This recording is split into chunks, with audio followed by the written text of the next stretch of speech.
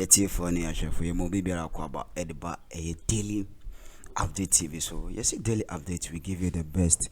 Yes, so say any kind of be pin away channel no, so I need you so yes, also be subscribe am I no notification bell no, so I want to video ni bo Rẹmōrsẹfully video quality video now, so I share now for any be ahwe me pa cho e bia comment na da share comment section chairman general said in Ketia for a year NDC amanyoko no na ekwatena the hot tissue the hot issues so TV3 credit to TV3 na ho na chairman general kan simbia say ano ehie pa che host na busa ne say obusa ne na say no MPP Mahama akoka ase wase Mahama akoka say baumia se baumia bano se no ebe easy amano na okoti niema bia Mahama aka edi bisa say Likee ase no ka say oh now she was just referring about the hardship before na abrana mampanyinte so na Ghana for complaints on money more den on money why den no ka say it's a very Ghanaians na say Likee reply say very Ghanaians na Vendicate Mahama ama say kran omo ebi mo panacho obi no panacho say yeah Mahama emra because as compare the hardship of the current government and previous government which is happened to Omanpanyi Mahama time now there's a much difference. So Ghanaians and as Akufo-Addo government has make and as a man amamuno ama Mahama aye saint sana I see Likee ka say sana Ghanaian folk ka say Akufo-Addo amamuno ama Omanpanyi Mahama aye saint ti emram nenko tie discussion with a chairman general wa be kopim the hot issue so TV3 credit to them me patch share like nyamisha a daily update as we give you the best. God bless you, stay tuned. Because have you counted the number of times Nadu lost elections before becoming the president? And the reason is that times change. The circumstances the same. And the circumstances... Because Nadu had never been president the 3 times that he had run for elections. John Dramani Mahama had a taste half of 2012 to 2016, and then when he lost the election, right? And that is why people are calling for him. You can lose election because of some lies being peddled about you, some misunderstanding of your intentions by people around that time. If you are, some years ahead of your generation, whatever you do at a particular point in time, people may not understand it. But with the passage of time, they come to vindicate the positions. That is why Ghanaians are now rooting for the return of President John. Are they really? If they didn't give you the opportunity in 2016, they didn't give you the opportunity in 2020, are Ghanaians really rooting for the NDC? Why are the poster boys of MPP no longer talking about economic miracles and so on? At that time, when we were interested in investing in the future of Ghanaians, they were talking about fleeting satisfactions at a particular point in time. And we have followed those fleeting satisfactions, and this is where it has brought us. Chairman, so Ghanaians it sounds like you're discounting the hardship under the NDC's John Dramani Mahama before he lost the 2016 elections. I'm not discounting it, but it is not one person who experienced the hardship. The same Ghanaians who experienced what they call the hardship are now experiencing the worst form of hardship. In our case, the hardship could be explained by our choice, deliberate choice, in investing in the future. In this particular case, we are not investing in the future, and we still have hardship because of the greed of people in government. And so, heads we lose, tails we lose. We are not enjoying today, and the future even looks more bleak than what we have. The future of the youth is destroyed. We've mortgaged the future of the younger ones by excessive borrowing. So the next generation are looking at no opportunities, but coming to face even worse hardship than we are facing. Let's look at... That is why they want a change to somebody who will lead the country. And even if we have to tighten our belts now, we are building a better future for our younger generation. I want us to go back into time and look at the era of John Dramani Mahama as president. Ghanaians thought that hardship was not handled properly. They thought that the administration then was incompetent. Why should they have a different mindset now about the NDC? I believe you could be calling those who thought like that. Those who are talking today, they are the very people who condemned John Dramani Mahama. And over the past 2 years, people are coming out to apologize. People are coming out to say that they were misled into believing in certain things.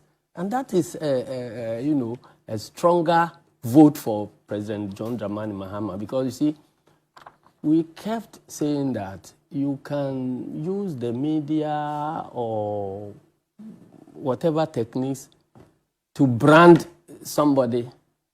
Eti for ni ashefo na chese iti ene na nkasa won se de wi asirin ketia esi kan nsem no utim se nsem no onim de okan yi pa na this is a very hot discussion to me nsem no ye beto aso ne eti nsem fofra okaka ho wa bra previous waka se Ghanaians are very utim se Ghanaians na they are remorsefully ye nu ye ho because according to conversation it is waka se Ghanaian Ghanaian for no omo say no ma regret ntino ewe ni nsem a wakan previously nti emuram ne nsanti eye nsem osaka bla na ye nkomodidi no ekoso no I deal update so stay tuned.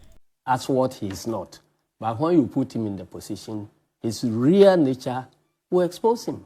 And that is precisely what has happened to Nanado. And the black painting, deliberate black painting of President John Dramani Mahama too, has been exposed with the passage of time. Why do you think there was deliberate black painting? Was it not true that the city at that time, between 2012 and 2016, had graduated? Are you not listening to the same people who were speaking against President John Dramani Mahama now? Have you been hearing them? No. They are saying that, look, Nana Akufo-Addo's performance has made President John Dramani Mahama look like a saint. And there are others who have been coming, particularly in diaspora. They said that, look, you came to paint this man as the worst thing that has ever happened to Ghanaians. And Chairman, what I'm confused about is whether you're admitting that, there were failures under your administration, under the NDC in 2016, up until it lost the election in 2016. However, what we see now is worse off. No, that is not the point at all. What I'm talking about is that there were hardships. And it is not now that we are admitting that there were hardships. We admitted the hardships at that time. But we said that the hardships are being brought about because of our investment into the future. And that if we tighten our belts now, the next generation will be better off. And that was what, and we never blamed anybody. Listen, we never blamed anybody for what was happening. We took responsibility for what was happening. And now you said, no, everything bad was caused by Mahama. You now change over to your saint. And now he comes and never takes responsibility for anything. Anything that has happened in this country was caused by somebody else. So taking responsibility is the difference. You take responsibility and then you point to the people that, look, what I'm doing now is going to bear these fruits if we follow this trajectory. You cannot run a country like it's being done now without a significant portion of your resources going into investment into the future. If taking responsibility is the only difference between the NPP... I'm not saying that is it. That is your way. It's a key difference. One of the differences, yes. Between the NPP and the NDC. Yeah. Then you would say that the Ghanaian people are stuck between the devil and the deep blue sea. Why?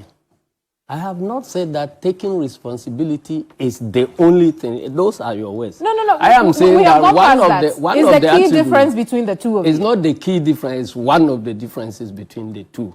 The other one is that we invest in the future because whether it is family, organization, country, or anything, you need to sacrifice today for the benefit of future generations. So anybody I'll tell you what the explanation for this government also is. Outside of the external forces, they have also said that they have put that money that they have spent into the future of our children in education.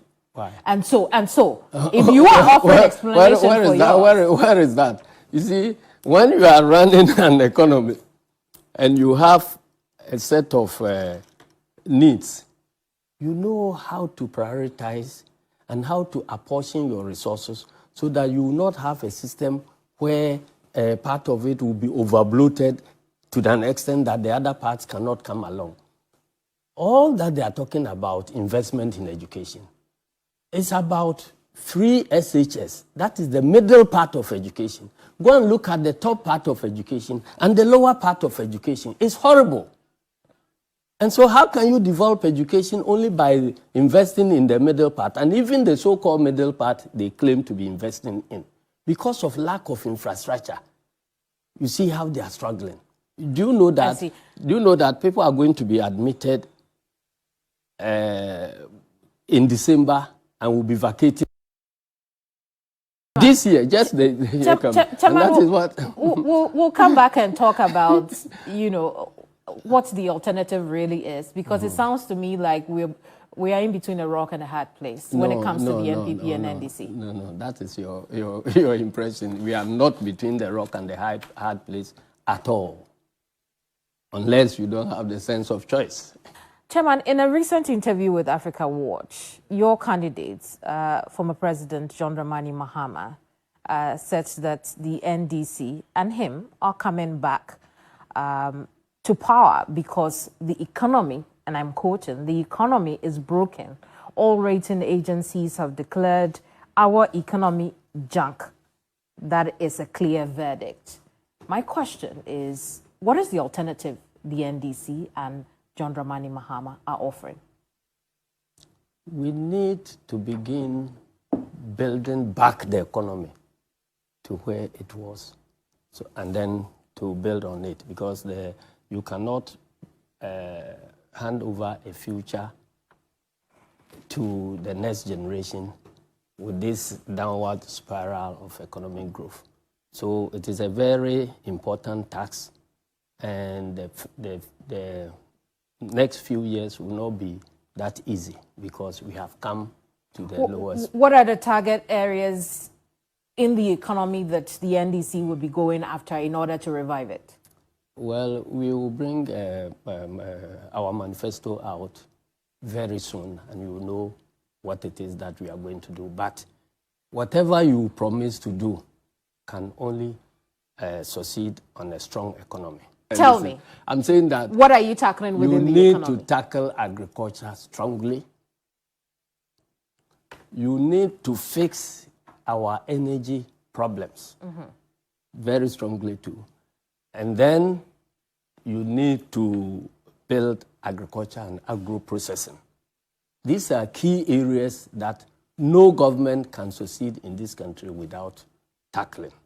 We will give you the details of what our manifesto will look like. And so, but I'm saying bottom line is that you cannot build anything on nothing. So those who go about promising free this, free that, free this, free that, the free can only happen on solid production. If there is no solid production and you go about promising free, you can only print money, and you print money to make the economic thing worse. So these promises that you're making on agriculture, on energy, and the likes, if we look back between the period 2012 to 2016, for instance, under Agric, we know that the highest growth that the Mahama administration had scored was 5.7% in 2013, and so. What are you telling us, really, when it reduced to 2.9 by the time he was exiting office? So what is the economic growth now? What is the growth figure for agriculture now? What I'm asking is, if you have not shown us any evidence of growth during your period, what are you going to do differently now? You see, let me say that I did not prepare for this program as if we are going to discuss economic growth figures and all that. But I'm saying that don't assume that whatever happened in the past is the same thing that is going to happen. That's a track record we have. So you have to convince us that there won't be a repeat of that. And I'm not hearing that. No, but even in the past, I'm saying that our performance in agriculture was stronger than what we are seeing now. That's not true. That is true. That's not true. You know, I'm just saying. Yes. When Mahama was exiting office, his agric figures were. You are just talking about 1 year exiting figures. No, but we are comparing a period of time. The last year you knew was his highest figure was 2013, 5.7%. While he was exiting office in 2016, it had gone down to 2.9. Right now, we know as of 2021, the current administration is doing 8.4. So what is the 2024 figure? We are not there yet. You are not there. You still want to compare our last year figure with something that you have not gotten. I'm comparing your track record please, I'm saying to what you are capable of doing. I'm saying that, look, I'm not prepared with economic figures now. I understand. So the program was not designed to come and talk about economy. Okay. And so that is why I'm talking in generalist terms. But I'm saying that our performance in agriculture, put it down, NDC's performance in agriculture has been better than the MPP's performance in agriculture. The figures don't speak to that. I'm saying that if you want to come and discuss those figures, we will bring those figures and let you know. When you are talking about agriculture, you know, in composing agricultural figures, the details are within, the devil is in the details. You can have forestry and many other things brought together under agriculture. Let's assume I'm wrong. So when we have to come to discuss, when we come to discuss, when it comes to agri. Listen, please. I don't know whether I'm invited to come and discuss detailed figures about achievement outside of the figures. No, outside of the figures. Because I was invited to come and discuss, elections and other things. Absolutely. And yet we are now being, drafted into discussing fine details of figures. Chairman, hear me I'm not prepared about. Chairman, hear me If you want us to come and discuss it, I'll come prepare the figures and we'll come and deal with the figures. And I'll prove to you that the figures don't speak to what you are talking about. They don't. Right. Chairman, even if I'm not able to.